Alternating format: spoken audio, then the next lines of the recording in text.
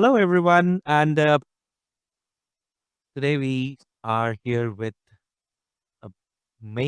an amazing personality, and we'll have a three-episode series of the art of mindfulness with Anita Kirtanis. So, this podcast is specially made in order to reveal the journey of an successful uh, airliner who later went to the art of mindfulness and took the journey of spiritualism. So it would be wonderful to have Neetaji with us. Before starting this podcast, I would like Neetaji to introduce herself, and then we will go with some questions and learn from Neetaji regarding the journey of soul. We'll also talk to Neetaji about the journey of her from an airliner to a soul coach, and next, what is her plans? Neetaji, back to you. Um, Thank you so much for having me on the show. I would like to say thank you to you and the most amazing Amazon life page that I'm part of, and that I'm thrilled to be here. As you just introduced me, my name is Neeta Karkhanis, and I'm a soul alignment coach and an energy alchemist. Um, I work with many modalities and I help people change their mindsets to live a better life that they desire and deserve. So today we're going to talk about art of mindfulness. Neetaji, there has been always when a person hears this word, a soul coach or soul journey, people are very scared about souls because they have a very misunderstanding regarding the actual soul journey and what they have learned from their childhood. Can you please clarify regarding what exactly the soul journey we are talking about, and what exactly does it mean for a spiritual living? So, yes, I do agree that people are scared when they hear the word soul because they are more easily accepting life coaches, health coaches, etc. But soul coach is a bit uh, difficult to digest because as human beings, we always fear and reject what we do not understand. But it's not rocket science because we all are basically souls in this body at this time on this planet. So the soul is something that doesn't die. And though I know that many religions have different theories on it, but the theory that the whole world goes on today, I would say majority of us, that the soul is, it doesn't die. I mean, it's not something that it diminishes with time or with life. So the breath within us goes away, but the soul reincarnates and goes into another beautiful body, whichever it might be. So yeah, So when so how do we see that and accept that and walk on that journey is what I help people with. at what point of time of your career when you started your career as an airliner, you realized that you have a different goal in your life, and you heard about the word soul coaching, or were you aware where you were into profession in the airlines about the manifestation and spirituality and regarding the soul coaching? Well, I came from a very religious family. My parents are religious. I mean, they pray to God, and we did religious and rituals like as we still do for Navratri, for Ganpati, for Diwali, uh, for on Thursdays, on Tuesdays, and stuff like that. And somewhere as a child, I always questioned as to, okay, I'm doing this because somebody has told me to this, but what at the end of it? So as a child, you always say that okay, I want this. I want, like I used to say, I want this nice outfit or this good shoes, and then I will pray or I will fast for you, because this is what we've been taught from our childhood, or that's what we see our parents do and we see our elders do. But I always question the circumstances in my life that I mean, I've had a traumatic childhood. So, and I mean, I feel now today, I know now it's a traumatic childhood, because we've we've learned so much now about how a child should be and how a child should live and how we should treat children.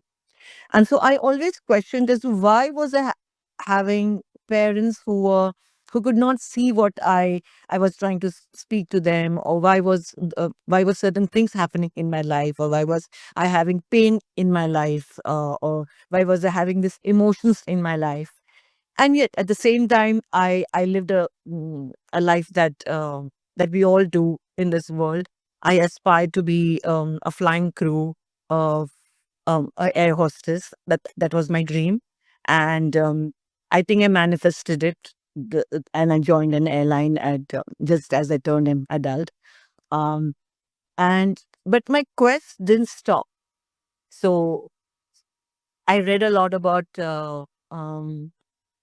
behavior patterns. I read a lot um, um, about occult. About I got interested in how the stars function. And then at that point, we didn't have that many books, but we had things like the sun sign and the star sign, and these were all basic. And then it grew from there, and I started learning. I think I did my Reiki in the year 1990, when people of my age were still partying, and didn't think that you needed to do Reiki. Only you do Reiki if there's something wrong in your life. And but there was something wrong around me or in me. I didn't know, but I learned Reiki, and then I became a Reiki.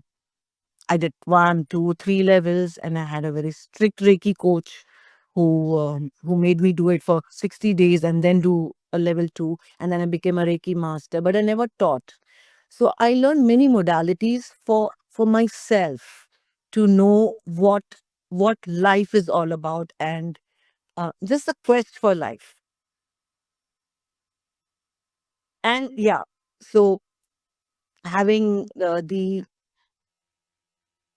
opportunity to meet mentors because of my flying job, to attend workshops abroad. Like I could attend a workshop in Switzerland of one of my mentors called Judy Satori, who who speaks the light language and who's connected to the galactic beings, and who's also written a book called Sunshine Before Dawn, which is the first book. And so my job gave me that opportunity to learn from mentors abroad, and I'm thankful for that.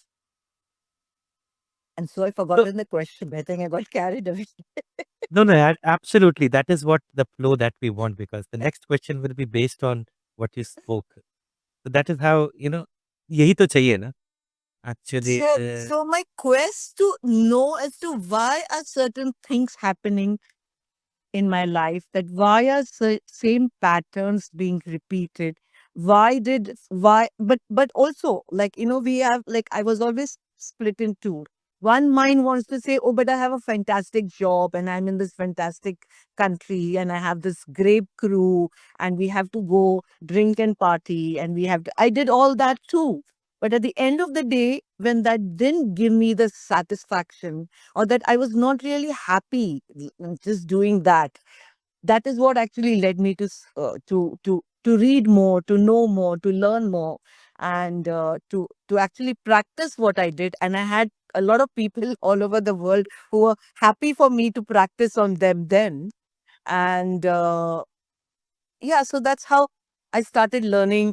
I learned shamanism. I learned there is another a breath of Reiki that's called Theramai Sekim, which deals with other elements. Like Reiki deals with earth element, and that part deals with the other elements like the air, the air element, water, and fire. So I learned that. I learned shamanism. I learned crystals, all during my flying days because everything was so easily accessible. Books. I mean, yes, I shopped a lot, but I also shopped for books and I brought them back home and I read them. And so my interest grew and my desire to find answers grew.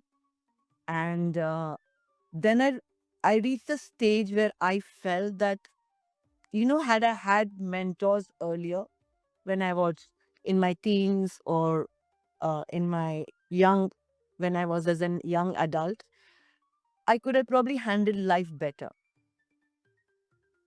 And so that desire of trying to help people understand their traumas and get out of their traumas, because what happens to us as a child actually becomes a trauma for us, which leads us into our adult life where many of us are scarred. So I lived a scarred life for many, many, many years. And I eventually decided to help people uh, release their traumas. And there are ways and means to do it. Um, as like for people not to waste their life trying to find things or trying to say that there's something wrong with me, so that is how my parents behaved like this, or they were verbally abusive, or they were physically abusive, but they knew no better. And you have to just accept that and move on in life. So that's how I am a soul alignment coach and an energy alchemist. I help people change their energy. What took me so many years, I would love if I could teach it to people and help them in probably few months. So the another thing that really I was listening to you is, uh, as a professional and as an airline and a crew of an international flight for long years, you know, being into the journey of spiritualism and parallelly to work in a corporate life, did it help you in your career or did it help you in communicating more and being successful in your career? How did it how did you manage to balance between both of them? And how did it basically help you in different turbulence or, going for long hours in an airline, like 18 to 20 hours flying? And then, uh, how do you, did you find it as one of the uh, most important part of your life during your career? Yes. I think it helped me in my other part of life, which I would say was my career then, um, fantastically. Because in an airline where you are a flying crew, you meet hundreds of people on a daily basis, and when you are a flying crew, you're leaving your home and you're basically living out of a suitcase for days together, and then you come back home, and then you are um I mean, they're there for a couple of days, and then again you pack your suitcase and you're out. And so at that point, you people tend to get feel lonely because you can't really vibe with everyone. And how much sightseeing are you going to do, and how much partying are you going to do, and how much shopping are you going to do at the same place over and over again? So at that point, my quest for spiritualism helped me because I could silence my mind, I could balance myself, and I could actually think rationally. I'm not saying that other people are irrational. It's not that. People do have ways and means of trying to find a way around, and so it helped me in that way. And yes, flying for an airline for so many years, and after some time becoming an assistant general manager, where I actually also was doing ground duties. I did scheduling for people, and I did was in charge of the training center of for cabin crew. Um, it actually both balanced in such a way that I don't know today whether the flying career taught me how to balance the spiritualism, or the spiritualism taught me how to balance a flying career. That learned me be disciplined. It taught me to go in the right way, like like not haphazardly, to go like step by step, and it actually taught me discipline also, because to be in wellness today, or to have even any kind of holistic um, um, episodes happening in your life, you need to have consistency, and you need to have discipline to do it. Like if you're going to take like pop some supplements, or you're going to do some yoga, or you're going to do like even gymming or Pilates, or whatever one is doing, of meditation, breath work, you can't say I'm going to do it. Okay, on Thursdays I'm going to do it. I do it for 5 days and then I forget it, and then again I start. There has to be some consistency. There has to be a discipline to life, and I think they're both balanced. I would like to give the credit to both of the aspects in my life, because the career taught me something to do for the spiritualism, and the spiritualism taught me to understand all those hundreds of people that I met on a daily basis. Like, it's why is somebody so angry? It taught me to how to calm that person down and actually charm that person. Yes, I am a charming person.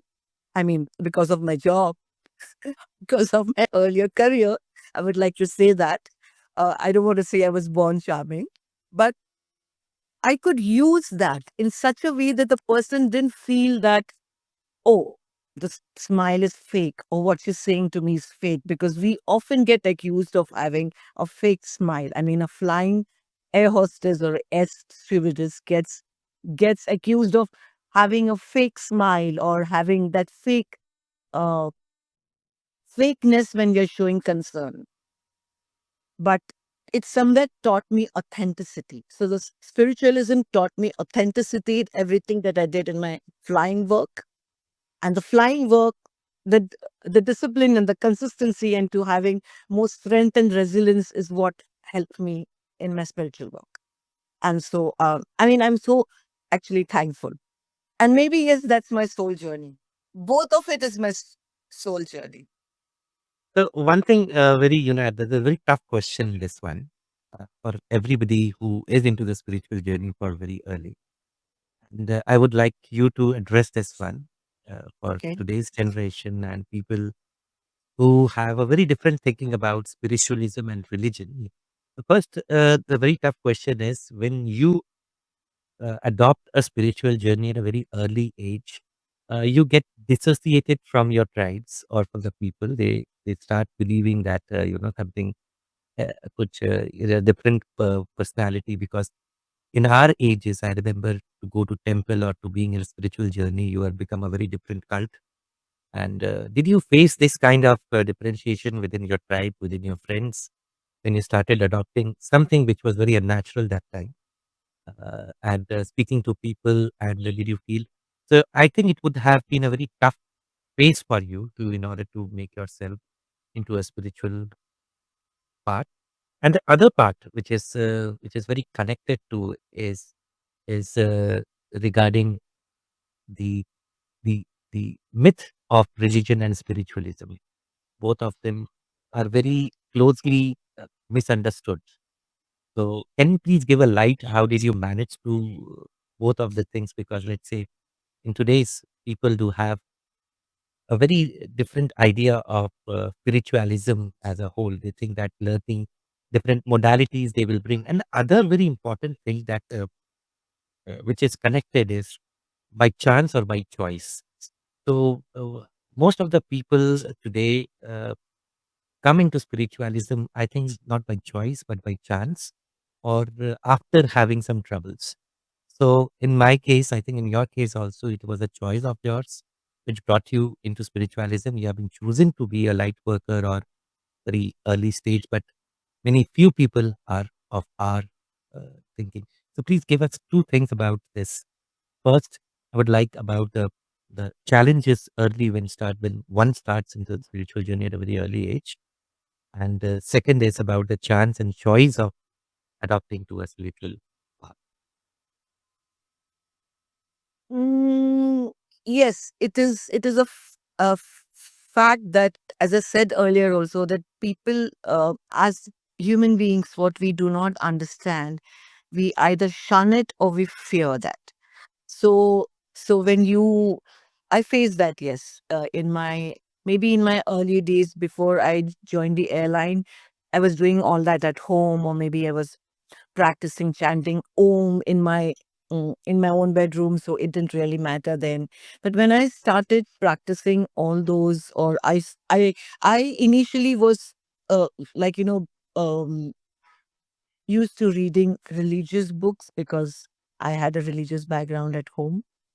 And so I remember at one time we were in some place, I think it was in Sharjah or Dubai, and we had the Indian cricket team staying in that hotel.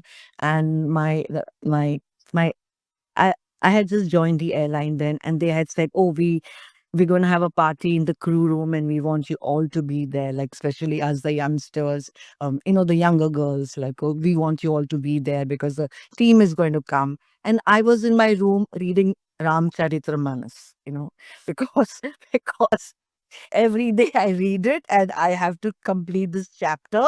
And I felt guilty that, oh, I have to read this. And people are there in that room. They're knocking at my door. They're calling my hotel phone, the room number, because of course cell phones were not there then. And I'm busy reading my book. And then by the time I went there, and they're saying, "Are Kapil Dev is just left now, and how could you do this?" I I mean, what are you? I mean, look at everyone else came, and I got a firing for that.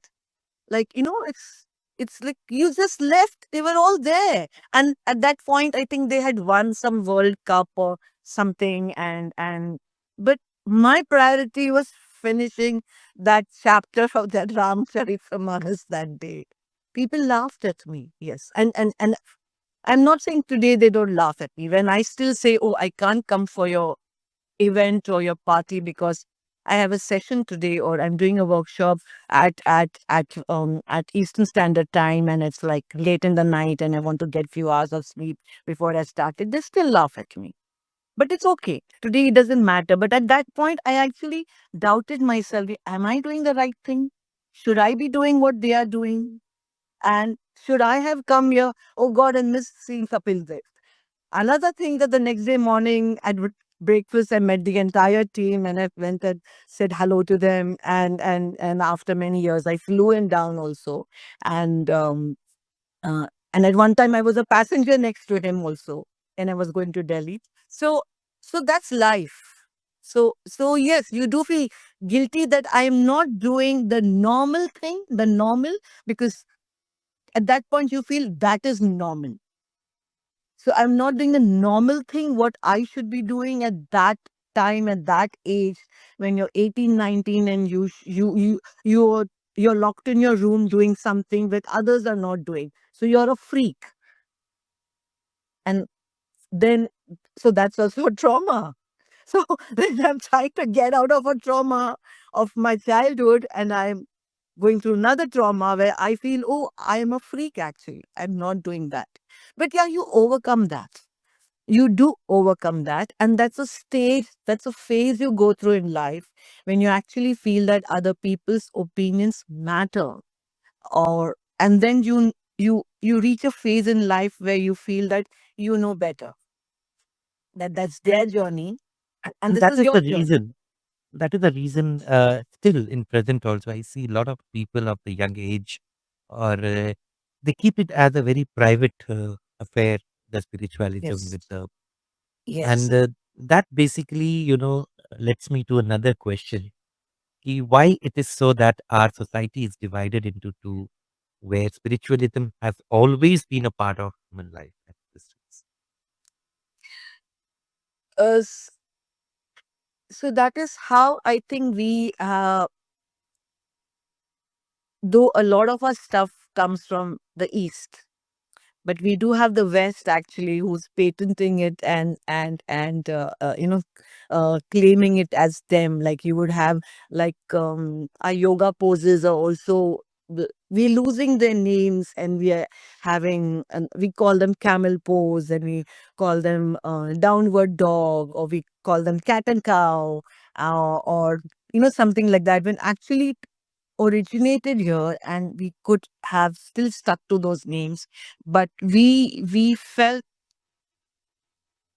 ashamed of it.